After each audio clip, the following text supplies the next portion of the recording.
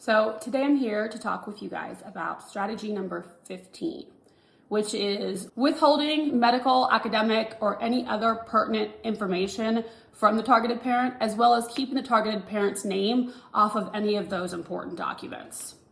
In my experience, this strategy, all of them are stingers, right? They all sting in their own different way. This one, I believe, it really puts the alienating parent in a position of power. If they are appearing as if they are the ones that are super active in your child's life and portraying you to be absent, then they're going to have a lot of backup with the schools, other parents, and also with the doctors and medical field, just across the board. Because of their tactics, you are not showing up to doctor's appointments or to school functions, not because you don't have the desire to or have the ability to, but because you're not being given the information needed in order to be there, or you're being given the wrong information on purpose in order for you not to share those moments with your child. So it's a calculated move. It's very premeditated.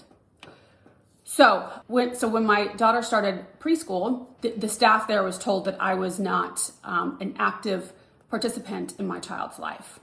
And I believe, just from hearing through the grapevine through mutual friends, that they have, or did in the past, employed the, oh, bless her heart, she's just really lost and very addicted, and so she's just not around for her daughter. Sort of manipulating them, but at the same time gaining their trust by making it sound as if they were picking up for my slack, right? They meaning my ex and his wife, right? So my daughter's father and his wife together would make it seem like they were the heroes, make it seem as if there was no need to give me information because I was not an active or reliable person in my daughter's life. There were field trips, birthday parties, class parties, countless amounts of those kinds of activities that were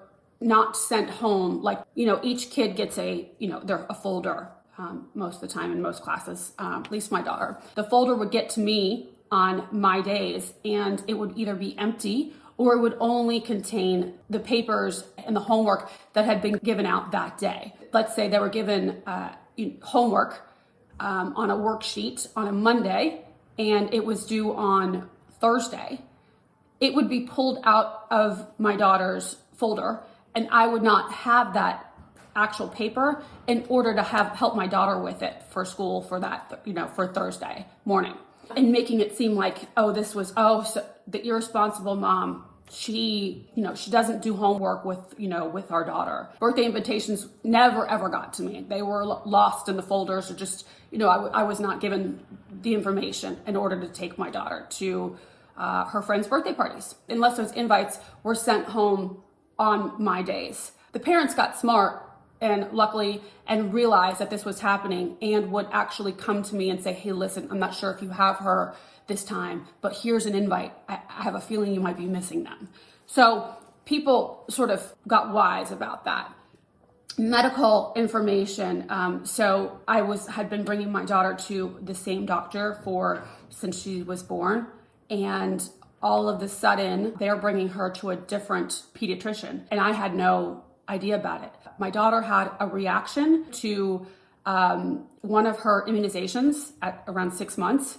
And so from that point on, spaced out her shots. I had a program worked out with the doctor and just spaced out her shots accordingly so that she wouldn't have, that reaction. I was actually very sensitive to that ever since going through what we did at 6 months with her. So they brought her to a new pediatrician and gave her all of those immunizations, like everything that I had planned out, gave her all the shots without me knowing about it.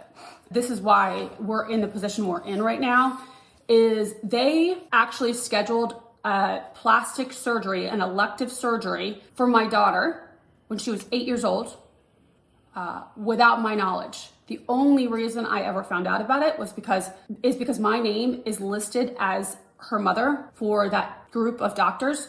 The nurse called me a week or so before the surgery was to take place to ask me when I wanted to schedule her pre-op blood work.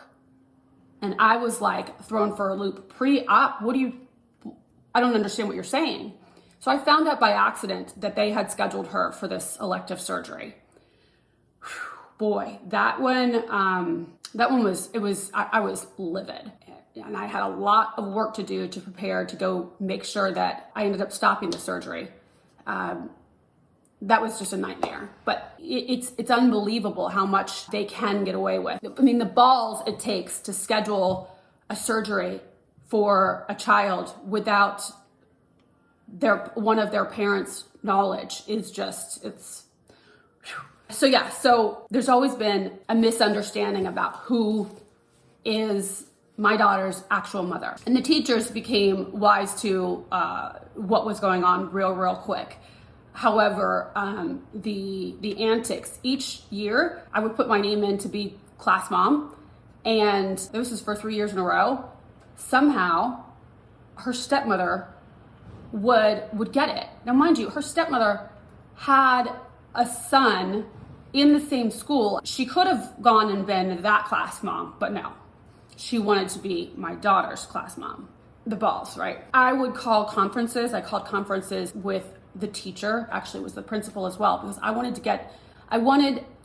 to be able to create a team with them, so that they knew that I'm on board. I am not the irresponsible, undependable mom that her father and stepmother were claiming that I was.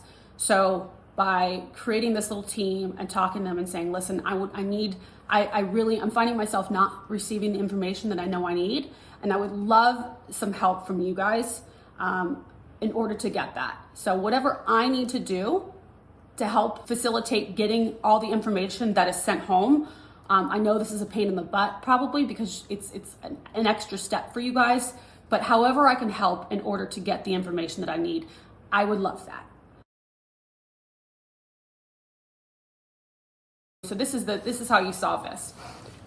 In order to respond to this, even though you may be so angry that somehow you're getting cut out of, let's say, for school, right? You're not getting the pertinent information for homework or for whatever it is. As calmly as you possibly can, go to the powers that be. Start with the teacher and then go in and speak with the principal and the guidance counselors or whoever you need to, and explain calmly and pleasantly what is going on and what you are experiencing in such a way that I like to think of it as if you were at your place of work and you were talking to a potential client.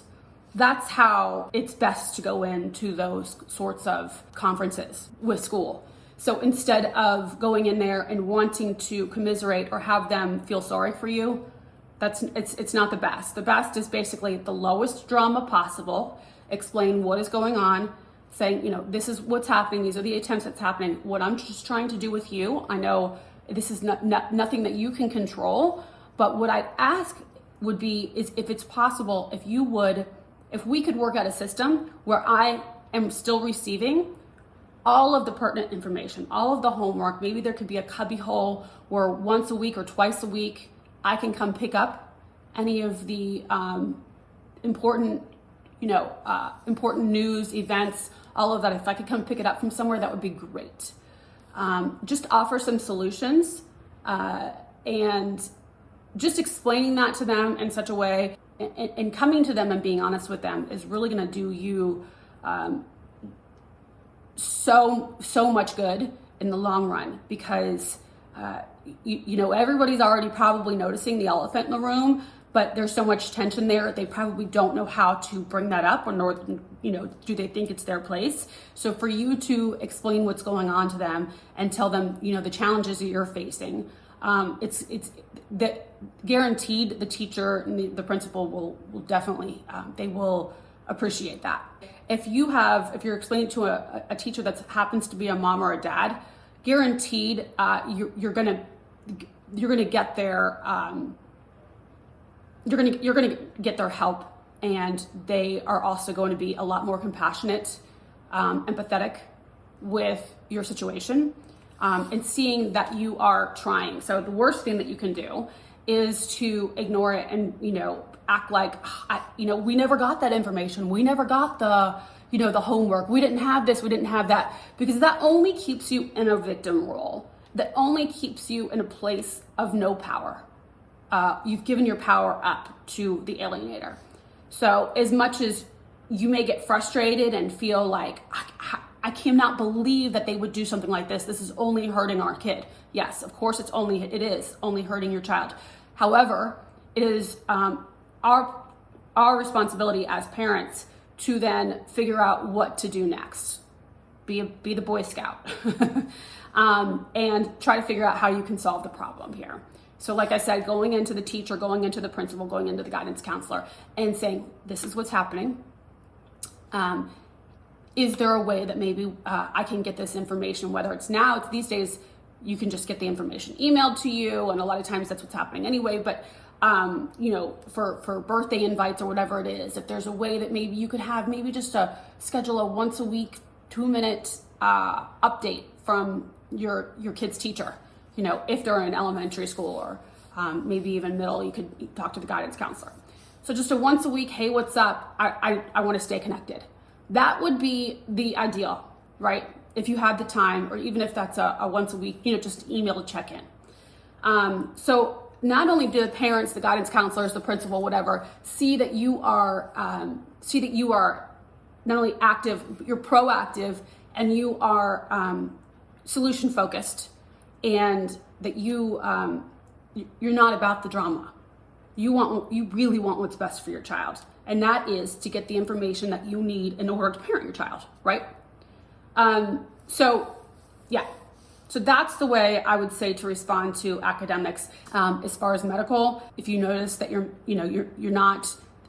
child comes home and says that they went to the dentist or they went to the doctor and you weren't notified about any of that, missing, if they were out of school for a couple days and your child was sick and your child's parent is not informing you about that, that's a big no-no. It should be in everybody's decree. I'm pretty sure it is standard in decrees that anytime, if you have joint custody, that anytime child goes to the doctor, the other parent is to be notified within 24 hours. And if it's a scheduled visit, right, then that information should be given to you as soon as the appointment is made.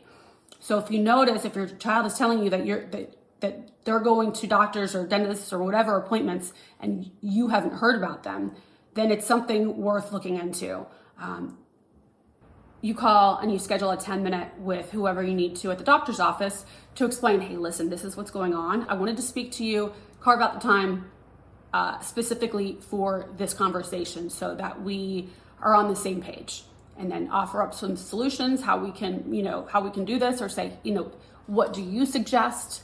So that you're not ordering them around. That's another thing. Make sure that whatever solutions you're coming up with are solutions that are convenient for them, so that not only because you don't want them going out of their way, but you don't want them having to go out of their way because it may or may not get done, right? So you want to be as accommodating as you possibly can to those, to the powers that be, so that you end up getting the result that you want, which is the information you need for your kiddo, right? And some of this stuff you may have to work out with your attorney, especially when it comes to, all of it really, but especially when it comes to the medical, right? Because that can get tricky, and doctors don't really want to mess with that. With the school, they do want to be a little bit more involved. With medical, it may be one of those things where your attorney has to send a letter, but don't ignore it. And this actually is one that I didn't ignore because I was able to go to somebody other than my ex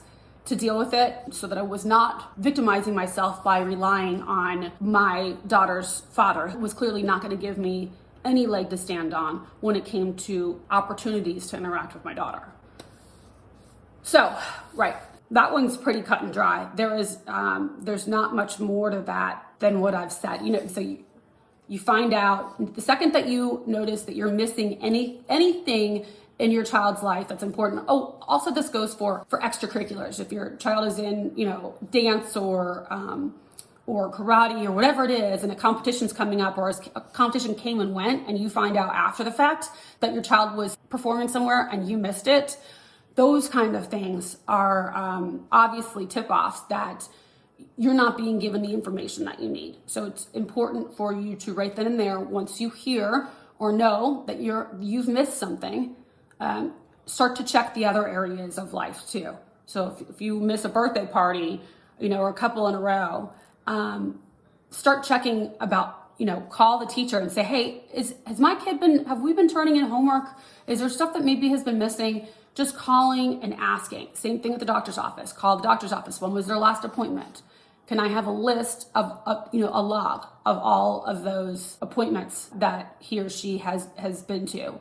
And keep that log for the next time that if you happen to have to go to court, or email all that stuff to the attorney so that the information is there and you don't have to hold on to it. There's not one more thing that you forget to collect for any upcoming court appearances. Jump on it from the start. The second that you miss, one area of life, start checking all the other areas. Because what that does, even in your child's eyes, when you are not given that information and then in turn do not show up for said event, or do not help your child with the homework that they were supposed to turn in, and then now the next day they feel funny because they didn't turn in their homework, that goes back on you. And when you're not there for their competitions or their performances or their doctor's appointments, their surgery, right? For God's sake, basically it marginalizes you in the child's eyes and in everybody else's eyes too. But the child realizes that sort of shows them what position you take or don't take in their life. Who plays the important roles and who doesn't, right? Who's the serious, who's actually in this thing, in this relationship with them, and who's not. So it's very important that you stay on this one. And that's it. That's all I have. I'll see you guys next week. And then as far as with medical, if need be, you can only make that call, but calling your attorney and having them deal with it right then and there, depending on how serious it is. Writing an email to the other parent as well, just so that there's a paper trail, so that you have reached out and you have said, hey, listen, I'm not sure if this is a mistake, or if you're just not seeing that this work needs to be, sent over to me, or what's going on, but, or if these records, you're forgetting to send them to me, whatever it is.